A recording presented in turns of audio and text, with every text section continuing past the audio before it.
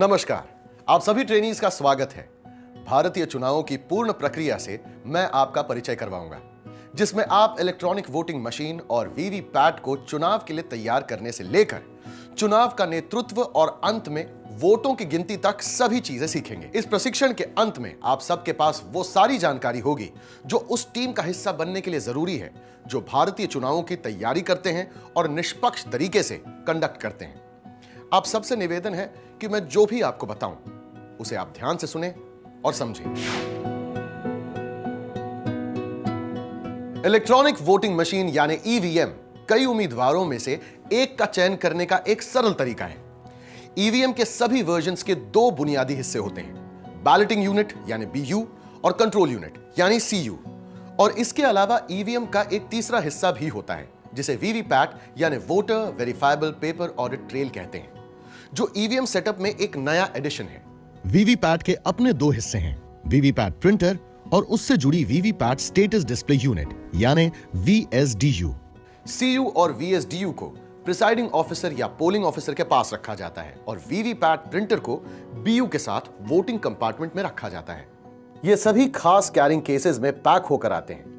इन cases के बीच में और साइड में लैचेस होते हैं जिन्हें इस तरह से खोला जाता है। मतदाता अपने मतदान के अधिकार का प्रयोग करने के लिए बैलेटिंग यूनिट का उपयोग करते हैं। बैलेट पेपर यहां लगाया जाता है। वीवीपैट मतदाता को भौतिक रूप से ईवीएम पर दिए हुए मत की पुष्टि करने में मदद करता है।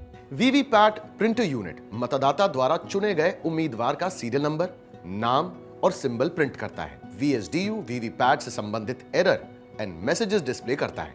बीयू और वीएसडीयू को वीवीपैट से तथा वीवीपैट को सीयू से केबल के माध्यम से जोड़ा जाता है।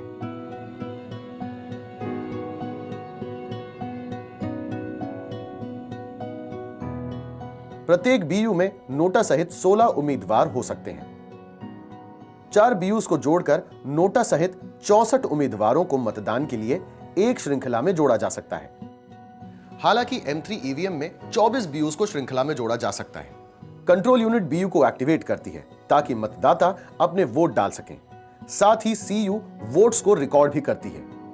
वीवीपैट मतदाता द्वारा चयनित उम्मीदवार के सीरियल नंबर, नाम और उसके चुनाव चिन्ह को 10 सेंटीमीटर लंबे पेपर स्लिप पर प्रिंट करता है, जिसे वीवीपैट स्लिप कहते हैं। प्रत्येक चुनाव से पहले हर पोलिंग स्टेशन के लिए बैलेटिंग यूनिट, कंट्रोल यूनिट और वीवीपैट को तैयार किया जाता है।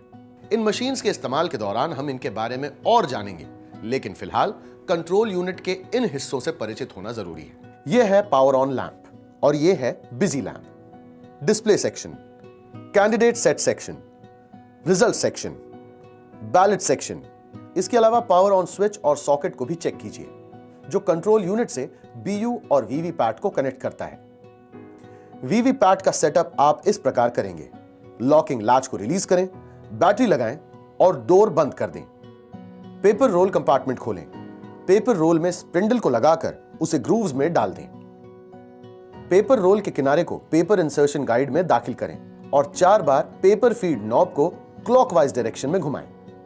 वीवीपैट प्रिंटर के केबल को सीयू से तथा बीयू और वीएसडीयू के केबल को वीवीपैट के साथ इस तरह से जोड़ें।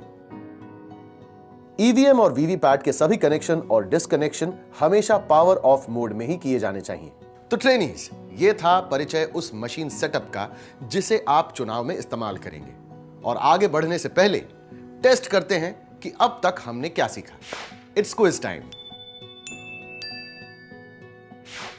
मतदाता ईवीएम के किस कंपोनेंट को अपने वोट कास्ट करने के लिए प्रयोग करते हैं? कंट्रोल यूनिट और सीयू, बैलेटिंग यूनिट और BU, voter verifiable paper audit trail और वीवीपैट।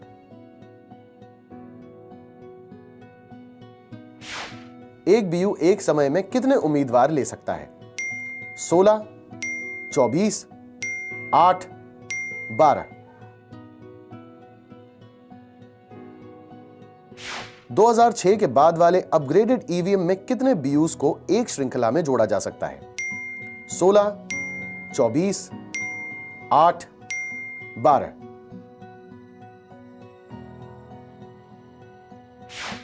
इनमें से कौन सा हिस्सा वीवीपैट सेटअप का हिस्सा नहीं है? कंट्रोल यूनिट और CU, printer unit, status display unit. अब हम समझेंगे कि ईवीएम और वीवीपैट की एफएलसी यानी फर्स्ट लेवल चेकिंग कैसे की जाती है।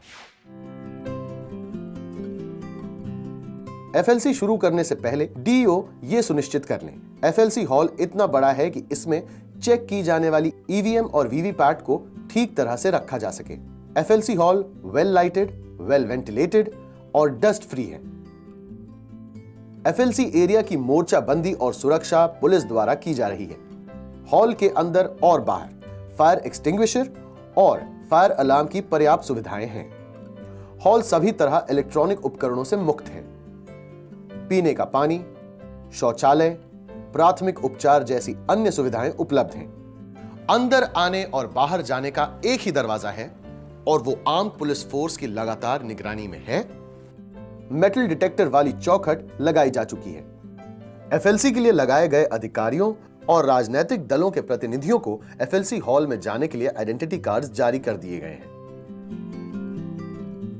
वेबकास्टिंग और वीडियोग्राफी की व्यवस्था की जा चुकी है। एफएलसी से संबंधित सभी रजिस्टर्स या फॉर्म्स का प्रबंध कर लिया गया है। डीओ द्वारा नामांकित 2 चुनाव अधिकारी ही सिर्फ 2 मोबाइल अंदर ले जा सकते हैं, जो एफएलसी ओके और एफएलसी रिजेक्ट मार्क करने के लिए कमीशन द्वारा डेवलप्ड एक खास मोबाइल ऐप के लिए इस्तेमाल होंगे। ईवीएम्स और वीवीपैट्स की एफएलसी बीईएल या ईसीआईएल के ऑथराइज्ड इंजीनियर करते हैं और यह काम आयोग द्वारा चुनावों की घोषणा से काफी पहले डीओ के स्तर पर किया जाता है। एफएलसी राजनीतिक दलों के प्रतिनिधियों की उपस्थिति में किया जाता है।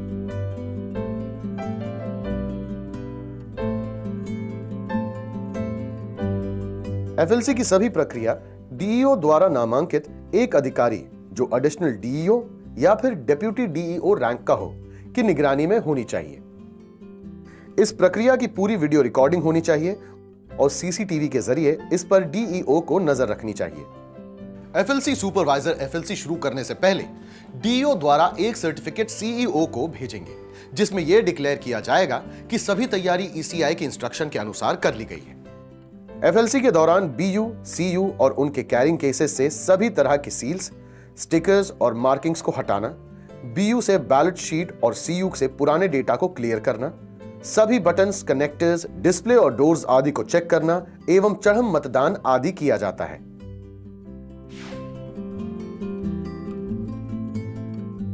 सीयू और बीयू के कैरिंग केसेस को खोलकर यूनिट से बाहर निकाल लें।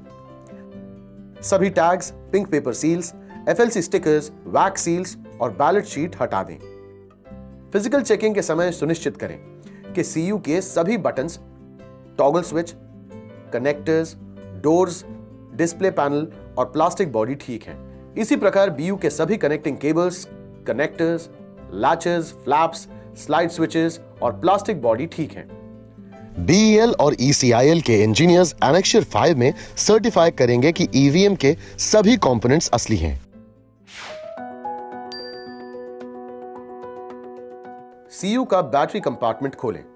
पावर पैक कनेक्टर को सीयू के प्लग के साथ अलाइन करें और पावर पैक को दबाकर इंसर्ट करें।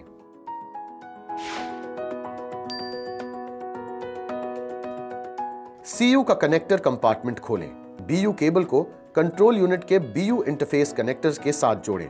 बीयू के स्लाइड स्विच को 1 पर सेट करें और बीयू के सभी 16 बटन्स को अनमास्क करें।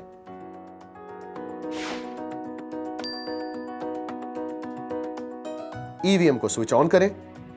सीयू में पावर ऑन एलईडी हरी जलनी चाहिए। पावर ऑन के दौरान सीयू में ये सभी मैसेजेस डिस्प्ले होने चाहिए। EVM is on, date and time, control unit का serial number, number of candidates, battery status. अगर पावर ऑन करते समय सीयू में इनमें से कोई भी डिफेक्ट पाया जाता है तो उसे रिजेक्ट कर दिया जाता है। एक या एक से ज्यादा सेगमेंट्स कम हो या कोई एक्स्ट्रा सेगमेंट डिस्प्ले हो, बीप ना होने पर या निरंतर बीप होने पर। अगर ग्रीन एलईडी पावर ऑन के दौरान न जले, सीयू पर डिस्प्ले डेट और टाइम चेक करें। गलत डेट और टाइम के केस में सही डेट और टाइम टाइम सेट जिग की मदद से सेट करें। सीयू में स्टोर्ड पिछले पोल्ड डेटा को क्लियर करने के लिए रिजल्ट कंपार्टमेंट का बाहरी दरवाजा खोलें और फिर अंदर के दरवाजे को खोलकर क्लियर बटन को प्रेस करें। अगर CU इनवैलिड डिस्प्ले करता है तो रिजल्ट बटन को प्रेस करें। फिर भी अगर CU इनवैलिड डिस्प्ले करता है तो क्लोज बटन को प्रेस करें। जब क्लोज डिस्प्ले सीक्वेंस पूरा हो जाए तो रिजल्ट बटन दबाएं और इंतजार करें जब तक CU एंड डिस्प्ले ना कर दे। इसके बाद क्लियर बटन दबाएं। क्लियर ऑपरेशन के दौरान ध्यान दें कि CU सभी उम्मीदवारों के लिए 0 वोट्स डिस्प्ले करें।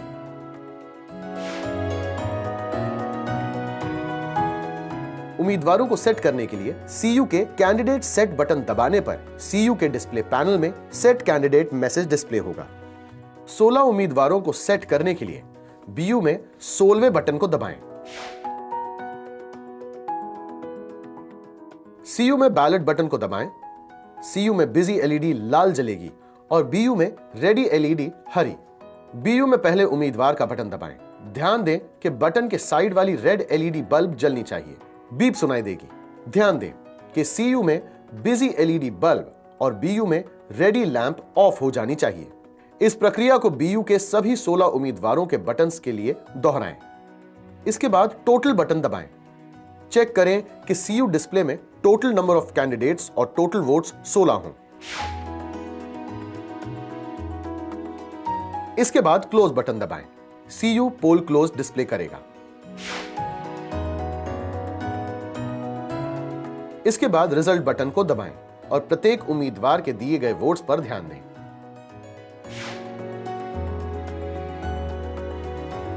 अंत में क्लियर बटन को दबाएं और इंतजार करें जब तक CU सभी उम्मीदवारों के लिए 0 वोट्स डिस्प्ले ना कर दे। टोटल बटन को दबाकर यह सुनिश्चित कर लें कि ये टोटल वोट्स 0 हैं।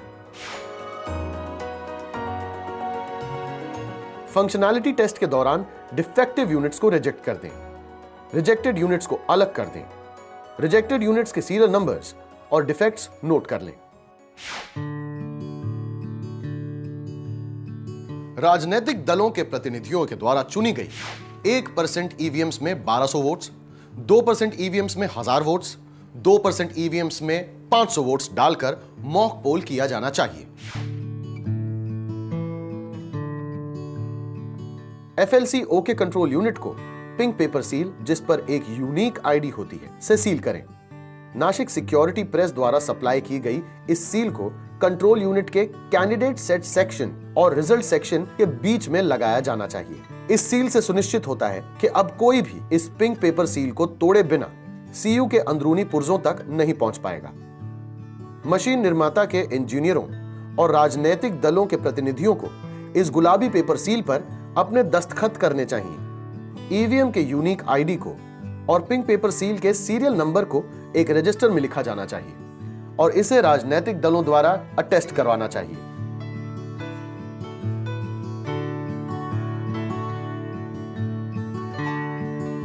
इस रजिस्टर की एक फोटोकॉपी देकर राष्ट्रीय और राज्य स्तर के सभी राजनीतिक दलों से कैंडिडेट सेटिंग के वक्त मौजूद सभी उम्मीदवारों से उसकी रसीद ली जानी चाहिए। यह रजिस्टर मतगणना के समय उपलब्ध होना चाहिए। FLC में ठीक पाई गई BU और CU की बैक साइड पर हरे रंग का FLC OK स्टिकर चिपकाएं।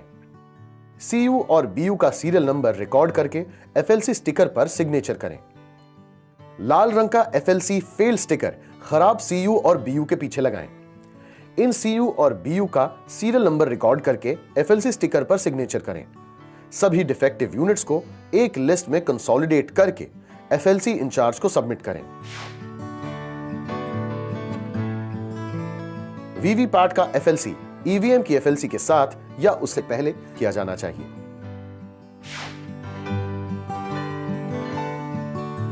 वीवीपैट में लगे पुराने एड्रेस टैग्स और FLC स्टिकर्स हटा दें। बैलेट स्लिप कंपार्टमेंट को खोलें और चेक करें कि अंदर कोई बैलेट स्लिप ना हो। अगर कोई पुरानी प्रिंटेड स्लिप्स किसी चुनाव चिन्ह के साथ पाई जाती है तो तुरंत FLC इंचार्ज को रिपोर्ट करें। बैटरी कंपार्टमेंट में अगर बैटरी हो तो उसे निकाल दें। सभी लैचेस, स्विचेस और कनेक्टर्स को चेक कर लें। FLC के लिए नई बैटरी को बैटरी कंपार्टमेंट में इस तरह लगाएं। वीवीपैट के बैटरी कंपार्टमेंट को दोनों लैचेस दबाकर और दरवाजे को बाहर खींचकर खोलें। बैटरी कंपार्टमेंट के अंदर बैटरी प्लग होगा। बैटरी को बैटरी प्लग में लगाएं। बैटरी कंपार्टमेंट डोर को बंद करें। साइड लैचेस को खोलकर और टॉप कवर को उठाकर पेपर रोल कंपार्टमेंट को खोलें। स्पिंडल को निकालकर उसमें थर्मल पेपर रोल को लगाएं और स्पिंडल को अपनी पोजीशन में वापस लगाएं। थर्मल पेपर रोल के छोर को गाइड पेपर एंट्री में लगाएं। सुनिश्चित कर लें कि प्लेन पेपर ऊपर हो और प्रिंटेड बैंड पेपर के निचले सरफेस पे हो। पेपर को स्लॉट में डालें और पेपर फीड को क्लॉकवाइज घुमाएं।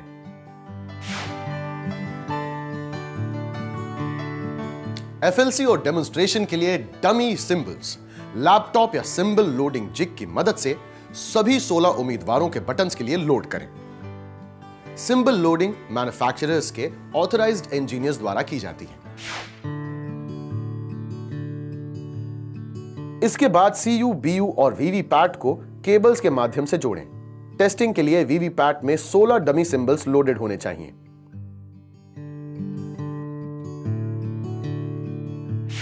सुनिश्चित करें कि वीवीपैट के पीछे लगा लॉक अनलॉक स्विच अनलॉक यानी वर्टिकल पोजीशन में हो। सीयू को स्विच ऑन करें।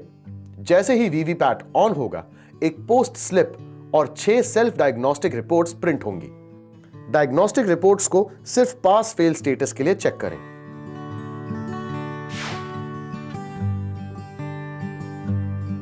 मॉक पोल शुरू करने से पहले प्रत्येक सेंसर का स्टेटस जांच लें।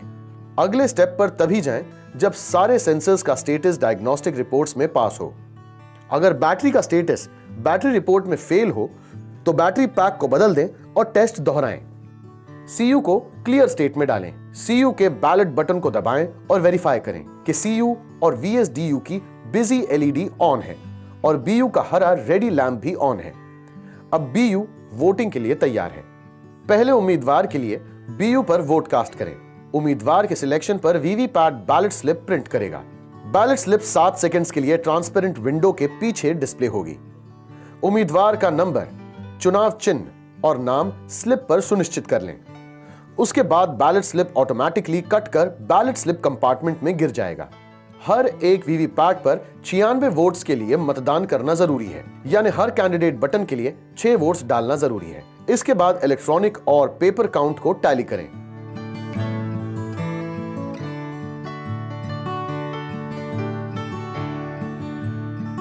अब सीयू का क्लियर बटन दबाकर सभी रिकॉर्ड्स मिटा दें।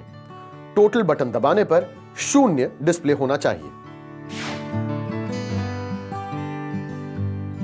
अगर मॉक पोल के दौरान टोटल की दबाने पर सीयू पर डिस्प्लेड टोटल वोट्स कास्ट हुए वोट्स के बराबर हों तो वीवीपैट एफएलसी ओके है।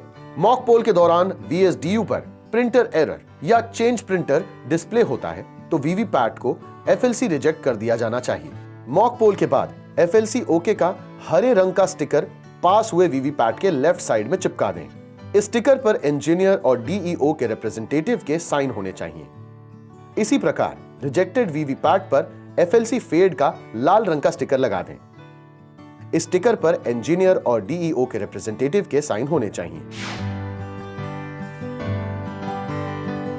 1% वीवीपैट्स को 64 कैंडिडेट्स के लिए 1 सीयू, 4 बीयू और 1 वीएसडीयू के साथ उसी प्रक्रिया के साथ 64 वोट डालकर मॉक पोल टेस्ट करें, यानी हर एक कैंडिडेट को कम से कम 1 वोट डालें। इंजीनियर्स द्वारा पूरे किए गए सभी बीयूज, सीयूज और वीवीपैट्स के एफएलसी स्टेटस को रोजाना ईटीएस में shifting FLC randomization mobile app द्वारा अपडेट किया जाना चाहिए।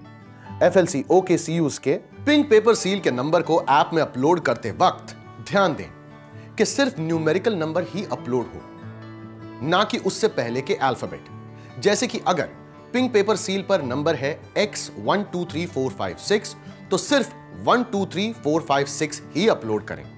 वीवीपैट्स के केस में बॉक्स नंबर हमेशा 0 होगा।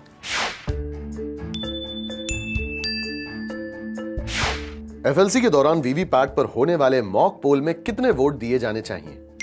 16, 50, 100, 96।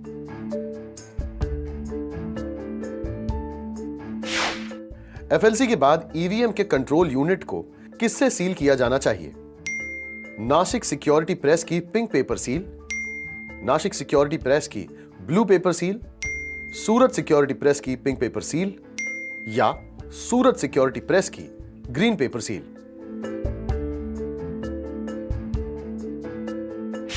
कितने प्रतिशत मशीनों के लिए 1000 वोट कास्ट होने चाहिए? 2%, 1%, 5%, 10%।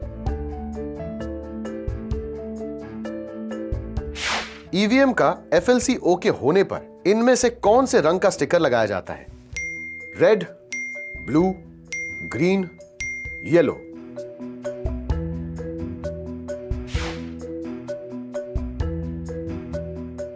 ईवीएम और वीवीपैट का रैंडमाइजेशंस केवल ETS यानी ईवीएम ट्रैकिंग सॉफ्टवेयर में किया जाता है। यह सॉफ्टवेयर सभी कंट्रोल यूनिट्स, बैलेटिंग यूनिट्स और वीवीपैट्स की लोकेशन ट्रैक करता है। इस सॉफ्टवेयर को CEO या DEO या वेयर हाउस इंचार्ज और ECI एडमिन लेवल्स पर इस्तेमाल किया जाता है। इलेक्ट्रॉनिक वोटिंग मशीन या वीवीपैट रैंडमाइजेशन के 2 स्तरों से गुजरती है। पहला, DEO लेवल पर, जब ईवीएम और वीवीपैट FLC के बाद असेंबली कॉन्स्टिट्यूएंसीज या सेगमेंट्स को दी जाती हैं, और दूसरा RO लेवल पर, जब RO उन्हें मतदान के लिए ईवीएम वीवीपैट्स के साथ तैयार करते हैं और पोलिंग स्टेशंस को ईवीएम्स और वीवीपैट असाइन करते हैं।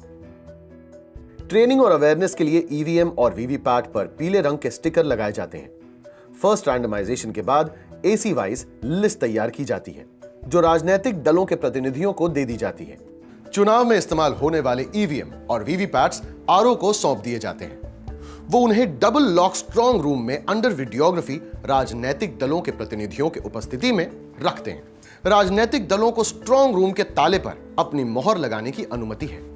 प्रिपरेशन या कैंडिडेट सेटिंग से पहले RO लेवल पर उम्मीदवार या उनके प्रतिनिधि की उपस्थिति में सेकंड रैंडमाइजेशन किया जाता है, जिसमें BU, CU और VVPAT polling station wise allocate किया जाता है। सेकंड रैंडमाइजेशन के बाद पोलिंग स्टेशन में एलोकेटेड और रिजर्व यूनिट्स की लिस्ट तैयार की जाती है, जो उम्मीदवार को दी जाती है। अब वक्त है इस सेगमेंट से जुड़े एक सवाल का। इनमें से कौन से स्टिकर ईवीएम और वीवीपैट ट्रेनिंग के लिए इस्तेमाल किए जाते हैं? येलो, ग्रीन, ब्लू या फिर रेड?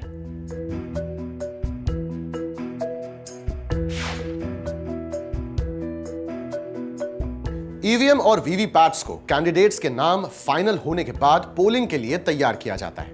इलेक्शन कमीशन ने ईवीएम और वीवीपैट में नोटा यानी नन ऑफ द अबव का भी ऑप्शन शामिल किया है, जो कि बैलेट पे कैंडिडेट्स की लिस्ट में आखिरी कैंडिडेट के सीरियल नंबर, नाम और चुनाव चिन्ह के बाद शामिल होता है।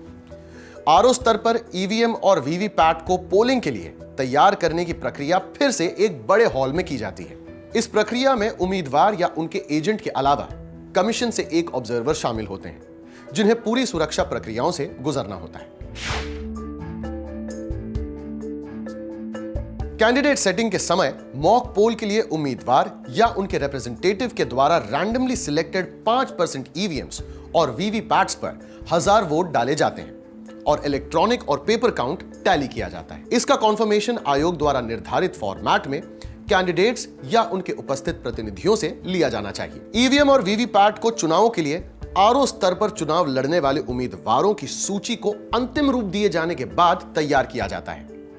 इसका मुख्य उद्देश्य BU में बैलेट पेपर को लगाना, CU में कैंडिडेट सेट और वीवीपैट में सिंबल लोडिंग करना है। वीवीपैट प्रिंटर यूनिट में नया रोल और नया पावर पैक लगाया जाता है। BEL या ECIL के अधिकृत इंजीनियर्स उम्मीदवारों की क्रम संख्याओं, नामों और चुनाव चिन्हों को वीवीपैट में अपलोड करते हैं। इनमें अंतिम क्रम संख्या पर नोटा का पूरा नाम यानी नन ऑफ द अबव भी शामिल किया जाता है। बैलेटिंग यूनिट का फ्रंट डोर कवर खोलने के लिए लैचेस को पीछे की तरफ पुश करें और कवर को उठा दें। अब उसी तरह से फ्रंट कवर के पीछे के दोनों लैचेस को पुश करें, जिससे बैलेट पेपर स्क्रीन खुल जाएगा। यहां पे बैलेट पेपर को लगाते वक्त यह सुनिश्चित कर लें कि 2 कैंडिडेट के बीच की पार्टीशन लाइन BU कवर के ग्रूव्स में सही तरह से अलाइन है। अब स्क्रीन बंद करके एड्रेस टैग लगाकर इसे सील कर दें। एक से ज्यादा बैलेटिंग यूनिट के इस्तेमाल होने पर आपको दूसरे बैलेटिंग यूनिट्स को इस कनेक्टर से जोड़ना होगा। अतिरिक्त बटन जिस पे किसी उम्मीदवार का नाम नहीं है, उन्हें मास्क कर दें। अब उम्मीदवारों की संख्या के अनुसार स्लाइड स्विच की पोजीशन सेट कर दें।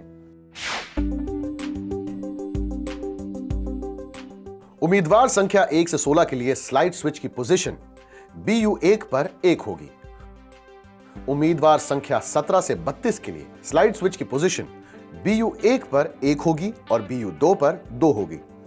उम्मीदवार संख्या 33 से 48 के लिए स्लाइड स्विच की पोजीशन BU1 पर 1 और BU2 पर 2 और BU3 पर 3 होगी।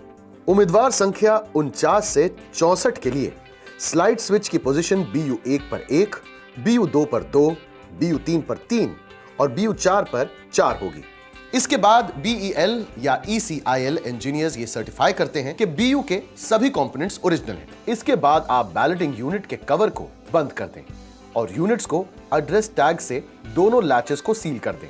उसके बाद सारे BUs को नासिक सिक्योरिटी प्रेस द्वारा सप्लाई की हुई पिंक पेपर सील से 16वें स्थान के उम्मीदवार के ठीक नीचे ऐसे सील करें कि उम्मीदवार का सीरियल नंबर, नाम और चुनाव चिन्ह न ढके। यह सील सुनिश्चित करता है कि बिना पिंक पेपर सील को तोड़े कोई भी BU के अंदरूनी हिस्से के साथ किसी प्रकार की छेड़छाड़ ना कर सके। उसके बाद इस पिंक स्लिप पर इंजीनियर्स और उम्मीदवार या उनके रिप्रेजेंटेटिव अपना हस्ताक्षर करेंगे। अब कंट्रोल यूनिट में नया पावर पैक लगा दें और पिछले हिस्से का कंपार्टमेंट खोलकर BU का कनेक्टर केबल कनेक्ट करें। फिर मौजूद स्विच से पावर ऑन कर दें। अब कैंडिडेट सेट वाले हिस्से को खोलकर कैंडिडेट सेट बटन दबा दें। ऐसा करते ही सेट कैंडिडेट फ्लैश होने लगेगा और साथ ही एक बीप की आवाज आएगी। अब BU पे मौजूद आखिरी कैंडिडेट नोटा वाला ब्लू बटन दबा दें। अगर उम्मीदवारों की संख्या नोटा को मिलाकर 5 है तो डिस्प्ले पर कैंडिडेट्स 5 लिखा आएगा और क्रमशः यह डिस्प्ले उम्मीदवारों की संख्या के अनुसार बढ़ता रहेगा। अगर डिस्प्ले पे इनवैलिड लिखा आए तो इसका मतलब है कि मशीन में पहले से डेटा मौजूद है। ऐसी स्थिति में क्लोज बटन को दबाएं और तब तक इंतजार करें जब तक डिस्प्ले पे पोल क्लोज लिखा न आए। अब रिजल्ट बटन को दबाइए और तब तक इंतजार कीजिए जब तक एंड डिस्प्ले ना हो। फिर क्लियर बटन को दबाइए और तब तक इंतजार कीजिए जब तक एंड डिस्प्ले ना हो। उसके बाद कैंडिडेट सेट की प्रक्रिया को पहले बताए गए प्रक्रिया से दोबारा करें। अब CU पे उम्मीदवार सेट हो गए हैं। ठीक ऐसे ही अगर डिस्प्ले पर लिंक एरर 1 लिखकर आता है तो इसका मतलब है कि आपने BU को कनेक्टर से ठीक से कनेक्ट किए बिना ही कैंडिडेट सेट बटन दबा दिया है। आप कनेक्शन को ठीक से जांच कर दोबारा प्रयास करें। अब EVM और VVPAT को एड्रेस टैग लगाकर सील करें और वहां मौजूद कैंडिडेट्स या उनके एजेंट्स के सिग्नेचर एड्रेस टैग्स पर ले लें। इसके उपरांत EVMs और VVPATs को उनके सुनिश्चित बॉक्सेस में डाल दें। अब EVM और VVPAT डिस्पर्सल के लिए तैयार हैं। अब वक्त है इस सेगमेंट से जुड़े एक सवाल का। उम्मीदवार संख्या 38 के लिए स्लाइड स्विच की पोजीशन क्या होनी चाहिए? 1, 2, 3 या फिर 4?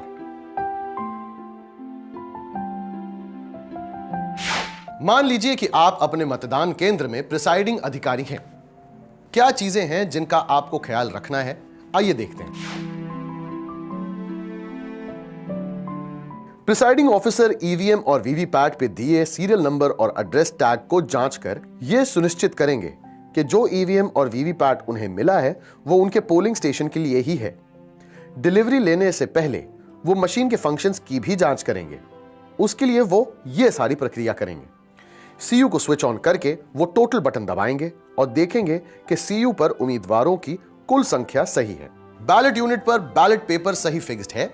ये जांच करेंगे कि उम्मीदवारों वाले बटन्स खुले हैं और शेष बटन्स बंद हैं।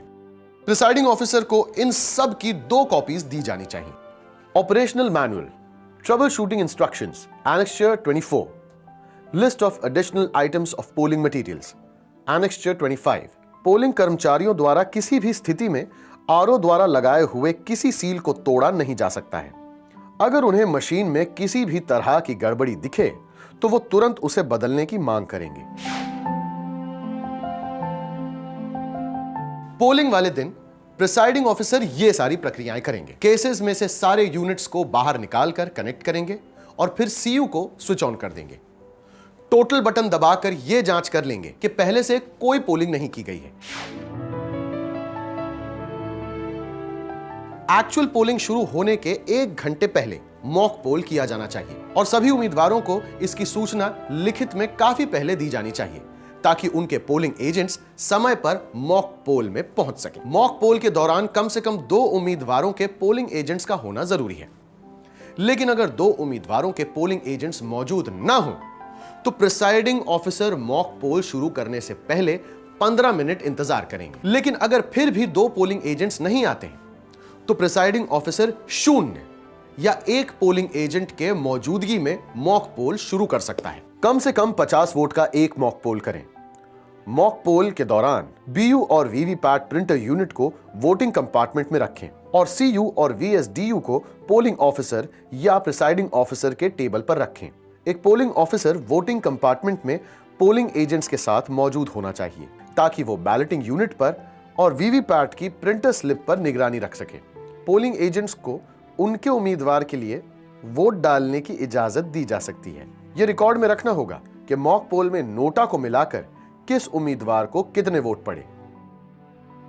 इस प्रक्रिया को टाला नहीं जा सकता क्योंकि इससे यह सुनिश्चित होता है कि सभी मशीन्स सही काम कर रही हैं। अब क्लोज बटन दबाकर पोलिंग एजेंट को यह दिखा दें कि अब कोई भी वोट रजिस्टर नहीं हो सकता। अगर और वोट रजिस्टर करने की कोशिश की गई तो डिस्प्ले में इनवैलिड फ्लैश होगा। अब रिजल्ट सेक्शन का बाहरी और अंदरूनी दरवाजा खोलें, फिर रिजल्ट दबाकर एजेंट को मॉक रिजल्ट दिखाएं। प्रिसाइडिंग ऑफिसर यह सुनिश्चित कर लें कि कंट्रोल यूनिट का रिजल्ट और हर उम्मीदवार की वीवीपैट से निकली हुई वीवीपैट पेपर स्लिप्स मैच करती हैं। जब वो निश्चित हो जाएं तो ईवीएम से मॉक पोल डेटा क्लियर कर दें। मॉक पोल सर्टिफिकेट को साइन करने से पहले मॉक पोल रिजल्ट को क्लियर करना बिल्कुल ना भूलें।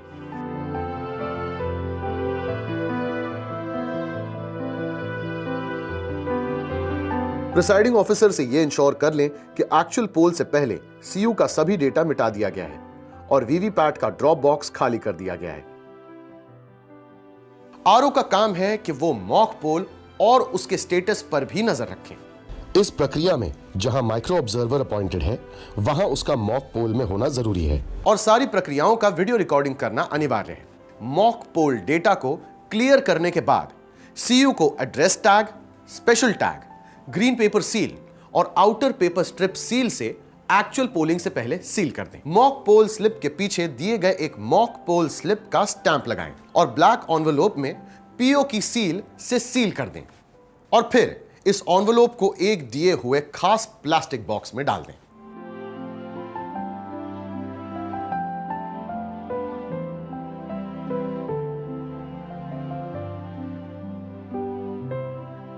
इस बॉक्स के ऊपर पोलिंग स्टेशन का नाम और नंबर और असेंबली कॉन्स्टिट्यूएंसी का नाम और नंबर पोल की डेट के साथ लिखा होना चाहिए।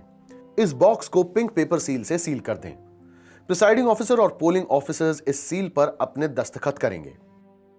इस बॉक्स को चुनाव से जुड़े बाकी सभी डॉक्यूमेंट्स के साथ आरओ के पास रख दें।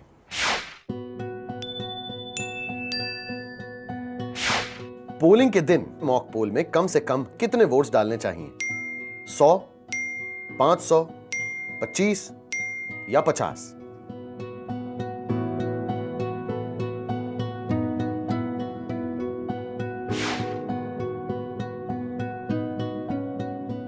ग्रीन पेपर सील को दोनों रिजल्ट के फ्रेम्स में डाल दें।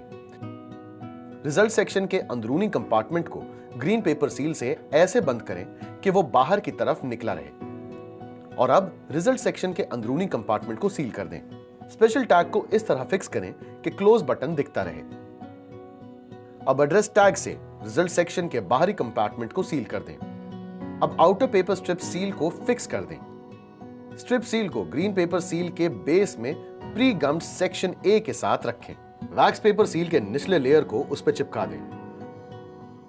अब बी को निकालकर उसके ऊपरी लेयर पर चिपका दें। चिपकाने के बाद प्री गम्ड सेक्शन सी ऊपर की तरफ रहेगा।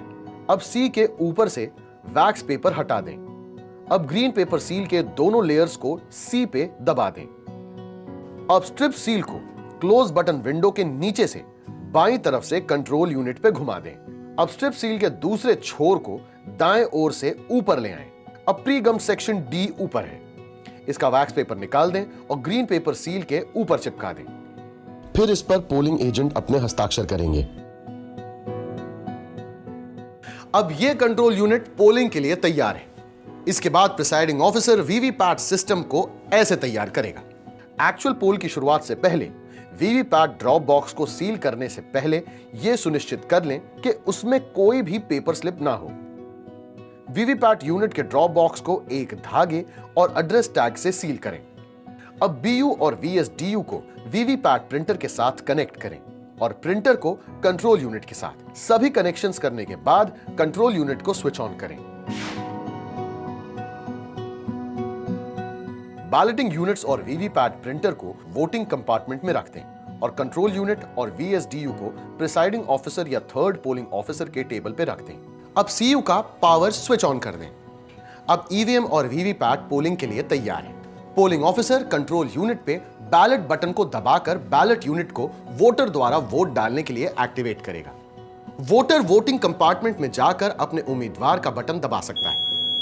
बीप साउंड के साथ यह सुनिश्चित हो जाता है कि उसका वोट रजिस्टर हो गया है। पोलिंग के दौरान जब कोई वोटर अपना वोट देता है तब वीवीपैट पे 7 सेकंड्स के लिए एक स्लिप डिस्प्ले होती है। इन 7 सेकंड्स में वोटर यह जांच सकता है कि उसने सही वोट दिया है या नहीं। 7 सेकंड्स के बाद स्लिप खुद ही कट कर वीवीपैट के ड्रॉप बॉक्स में आ जाती है। इसका मतलब यह है कि वोटर अपनी पसंद की जांच तो कर सकता है, लेकिन इस स्लिप को घर नहीं ले जा सकता।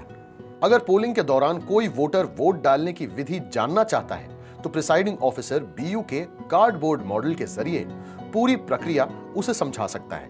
किसी भी हाल में प्रिसाइडिंग ऑफिसर वोटिंग कंपार्टमेंट के अंदर जाकर यह प्रक्रिया नहीं समझा सकता, लेकिन उन्हें समय समय पर बीयू की जांच करना अनिवार्य है, लेकिन सिर्फ पोलिंग एजेंट की मौजूदगी में और तभी जब कोई वोटिंग कंपार्टमेंट के अंदर ना हो।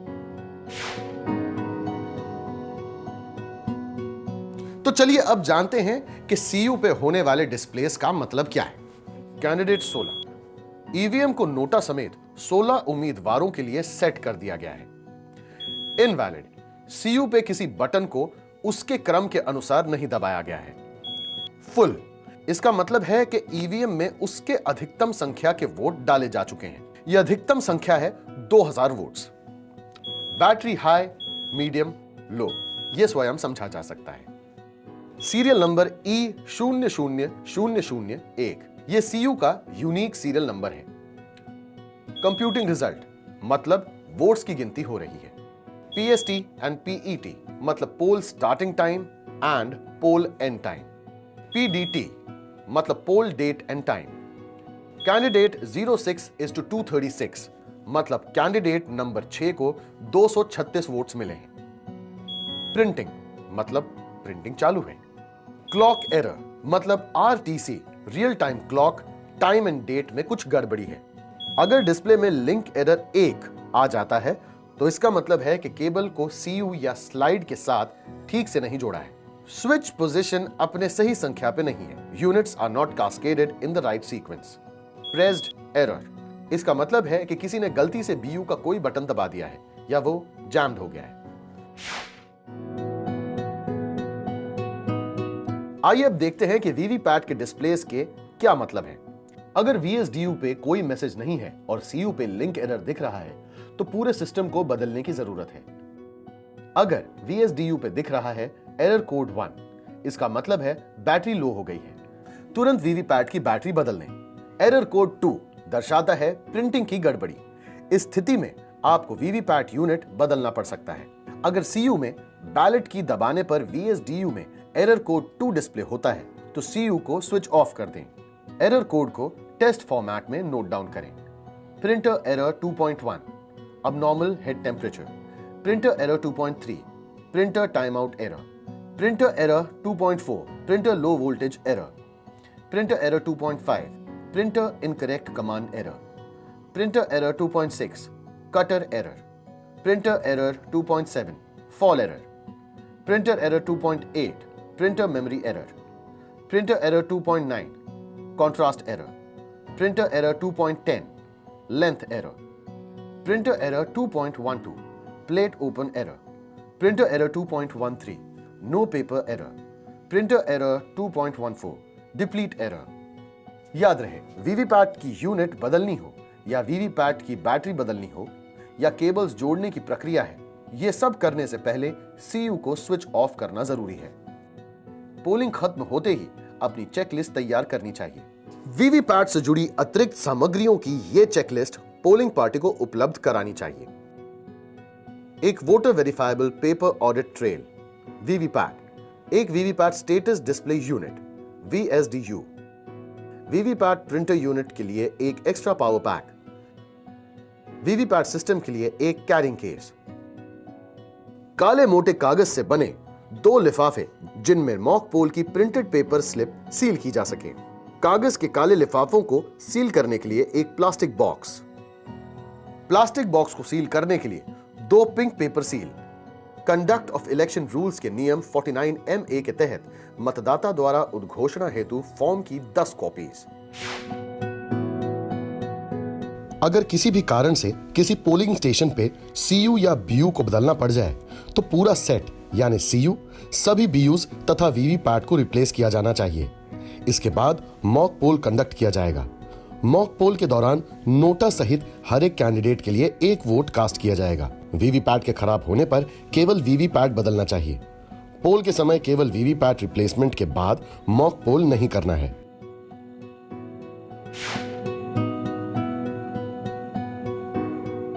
इस मतदाता केंद्र में आज का मतदान खत्म हो चुका है।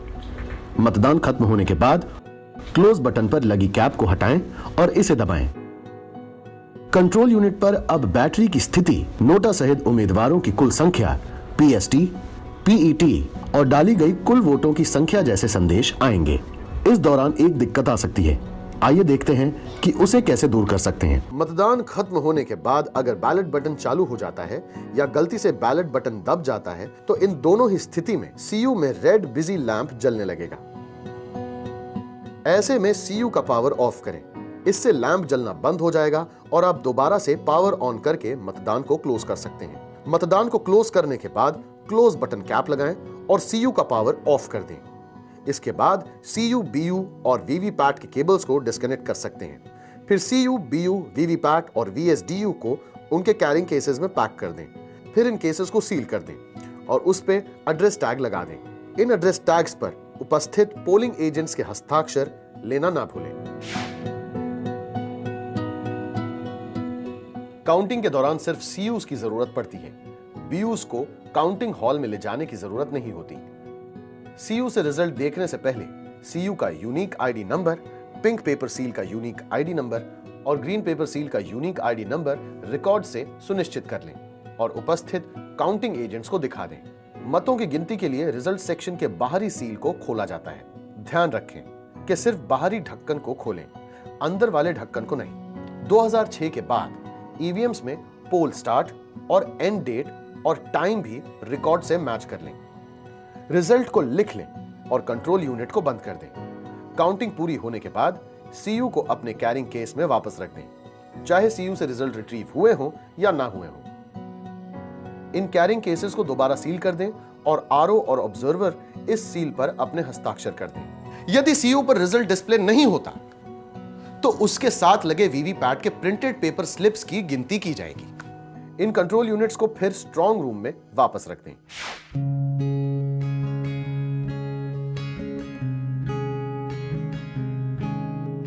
अगर कोई उम्मीदवार या उसका इलेक्शन एजेंट या काउंटिंग एजेंट किसी मतदान केंद्र या केंद्रों के वीवीपैट पेपर स्लिप्स की गिनती के लिए RO के पास लिखित में आवेदन करता है तो RO उसके आवेदन को पूरी तरह या आंशिक तौर पर स्वीकार कर सकता है। अगर उसे लगता है कि यह आवेदन आधारहीन है तो वो उसे रद्द भी कर सकता है। RO लिखित में एक स्पीकिंग ऑर्डर पास करेगा कि प्रिंटेड पेपर स्लिप्स की गिनती की जानी है या नहीं। इस बात का निर्णय करने के दौरान RO को इन बातों का ध्यान रखना चाहिए। क्या उस मतदान केंद्र में डाली हुई कुल वोट्स की संख्या जीतने वाले उम्मीदवार और अपील करने वाले उम्मीदवार के पक्ष में पड़ी वोट्स के मार्जिन से कम है या अधिक? क्या EVM में कोई गड़बड़ी आ गई थी और मतदान के समय उसे बदलना पड़ा था? क्या वीवीपैट के बारे में ऐसी शिकायत आई थी कि वो पेपर स्लिप प्रिंट नहीं कर रही, या मतदान के दौरान उस मतदान केंद्र में किसी ने मतदान के नियम 49MA के तहत शिकायत की थी? RO अपने फैसले को लिखित में आधार सहित दर्ज करेंगे।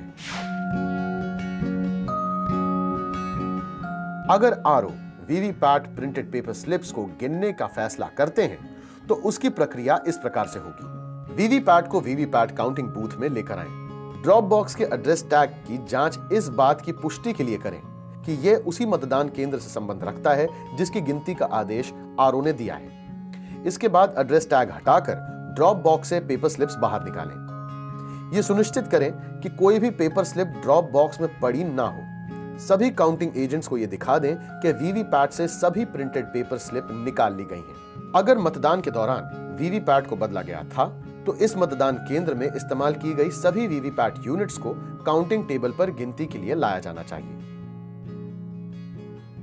अब कृपया ध्यान दीजिए कि जिस वीवीपैट को किसी कारण से बदला गया था उसमें पूरी या आंशिक रूप से छपी हुई बिना कटी पेपर स्लिप हो सकती है। ऐसी लटकी हुई या बिना कटी स्लिप गिनी नहीं जानी चाहिए।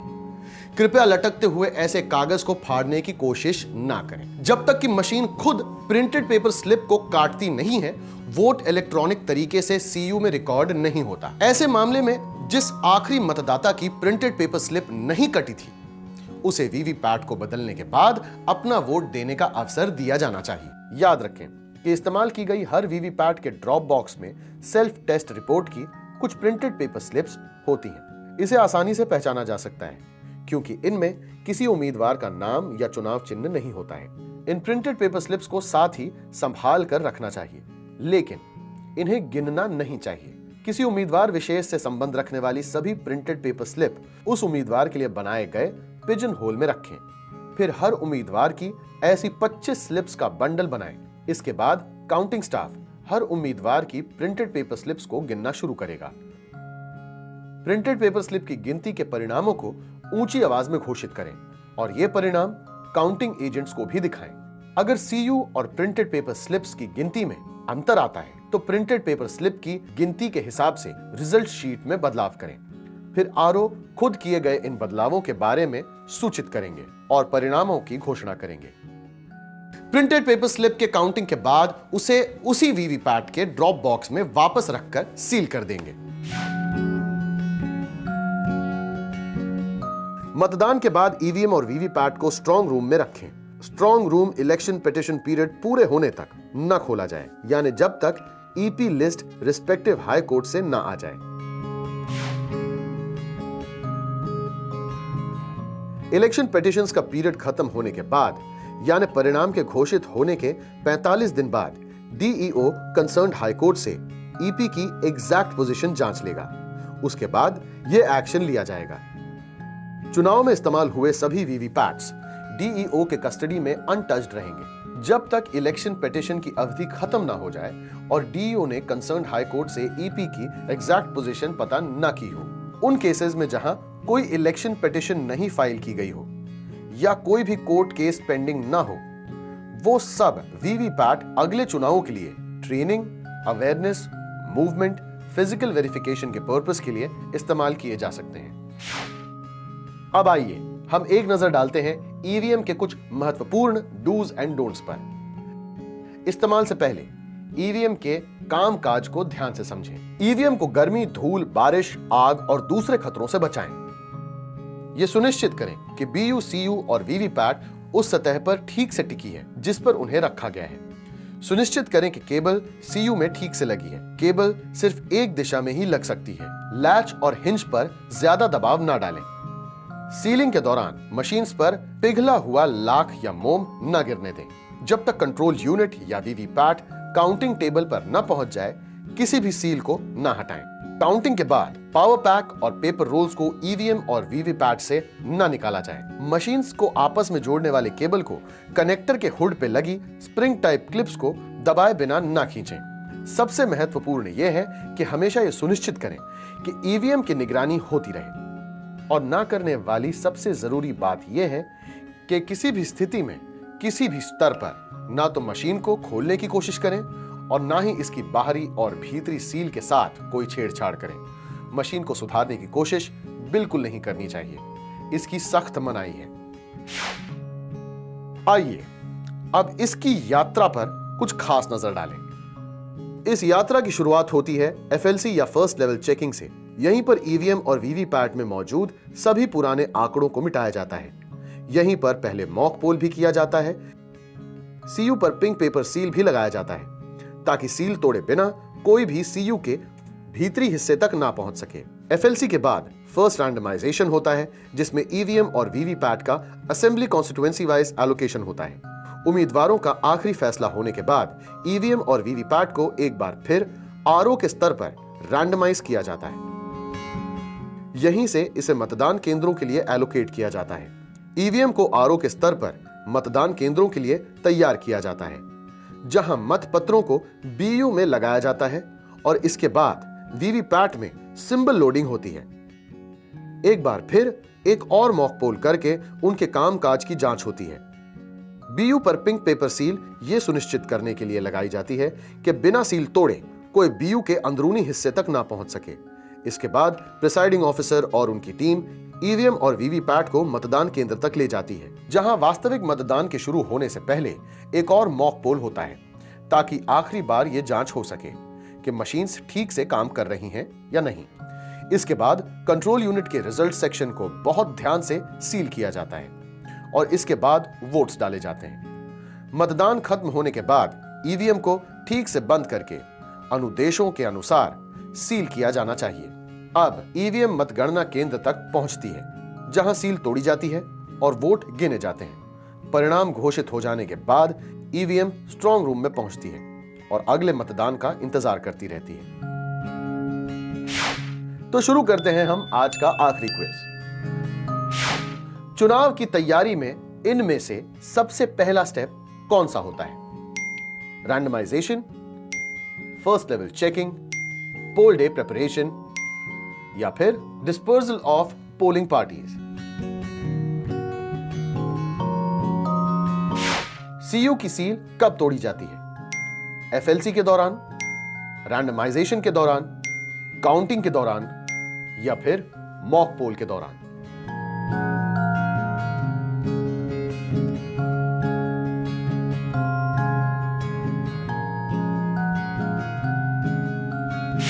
मुझे उम्मीद है कि आप इन सारी प्रक्रियाओं को अच्छे से समझ चुके हैं, लेकिन अगर आपको कभी भी कोई भी डाउट हो तो आप इस सेशन के तुरंत बाद अपने ट्रेनिंग ऑफिसर से उसे क्लियर कर लें। नमस्कार।